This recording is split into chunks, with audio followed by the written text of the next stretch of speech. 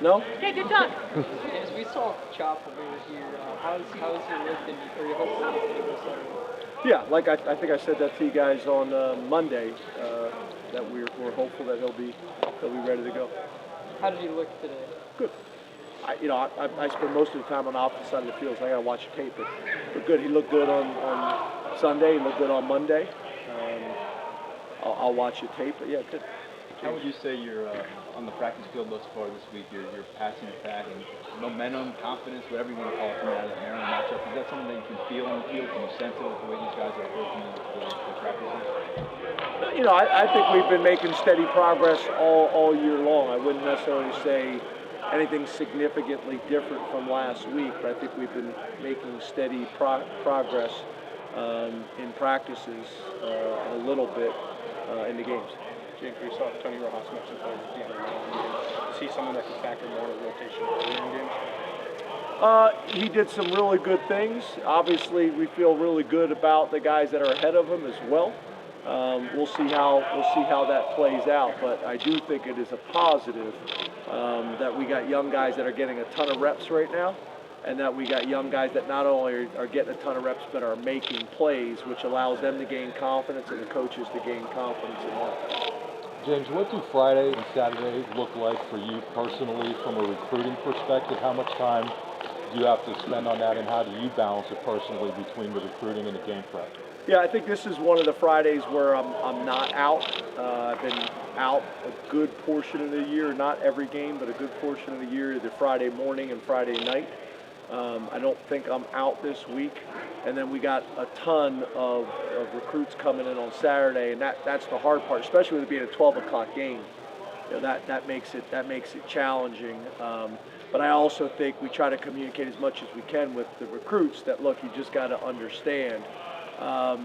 We don't have a whole lot of opportunity to sit down with guys individually. So I think most of them understand that. And then some of them that are able to get in here early, then we may do something with them if they're here Friday, or if they're staying the night. Saturday allows us to do some things on Sunday, but it's challenging. But obviously the game environment, the game, should create a great experience for them. James, Kaytron, for the last 2 weeks, how do you assess how he's played? Do what you call big play, his running style, how much of that? Yeah, really well. I mean, he's been playing really well now. I think he really built on what he did last year. He is a tough guy. Every run, he's usually breaking tackles, punishing tacklers, carrying guys for another 2 or 3 yards. Is really playing well. And we talk about toughness, being one of our key ingredients as a team and on offense. And I think he's one of the guys that I think does a phenomenal job of kind of setting that tone for our whole team. It fires up the sideline, and it fires up the offensive line. And he's having a really good year. And I think he's respected kind of throughout the league with the way he runs and his running style. A week like this, as the head coach, what would you say your principles are when it comes to which motivational buttons to push and when to push them? Yeah, I think, it's interesting because, as you can imagine, over 9 years, I've tried about everything, right? Trying to keep the approach as consistent and steady as we can. After wins, coaching the guys really hard so there's no complacency kind of seeping into the program. Try to keep things as consistent as possible, but then there's different kind of methods and models that we've used over 9 years in trying to kind of figure out the best way to do it. And then the other challenge is right, every team is different. So something maybe you've done 2 years ago, maybe that wasn't the right thing for that team, but maybe it is for this team. So just trying to kind of understand the temperament of the team, and that's where the leadership council comes in, or the captains come in to kind of get a feel where they're at with things. I met with the captains on, I think it was Tuesday before practice. Theo kind of had some comments to the offense as well. Keaton Ellis had some comments to the defense. I thought were good messages overall. but that's constantly what I'm trying to do. What I stay up late thinking about, or early in the morning thinking about. I'll have discussions. I went in with the defensive staff and kind of talked about some things from a strategy standpoint this morning with Manny and the defensive staff. Just trying to find any little advantage we can that's going to give us a chance to get a win on Saturday. So that's what the entire week is about. Coach, you're talking about your depth a little bit. How key is it in a top 10 showdown like this one against a team that's very well rounded? Yeah, it's really important that at this point of the year that we have at least a 2 deep going into the game that's gained experience. So that allows you with a 3 deep to have maybe one guy that's bumped up or bruised. So I think the depth is really important. They got a lot of depth on their defense and their front 7 and play a ton of guys. We do as well. That's going to be important. This quarterback is a heck of an athlete, and be able to have fresh bodies in there to be able to kind of chase him and create some pressure is going to be really important. James, what's the value?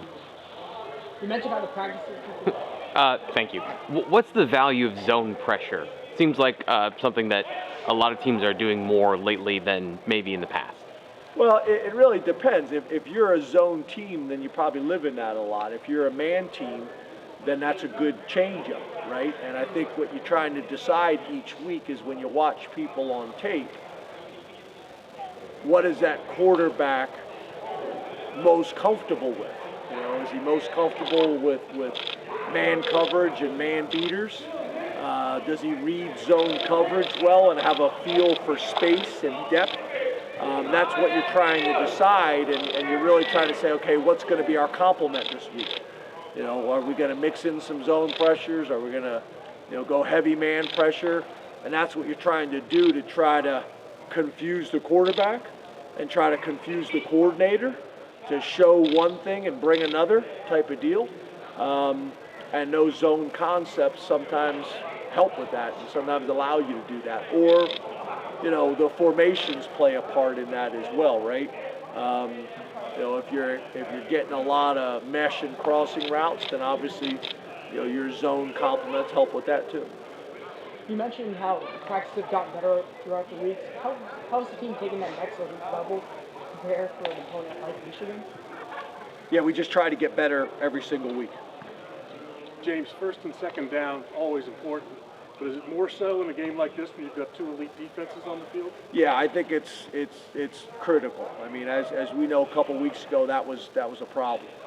We got behind the sticks, and you don't want to get behind the sticks against elite defenses. You guys see when that happens, for our defense, when we're able to get people in obvious passing downs, that's not a whole lot of fun.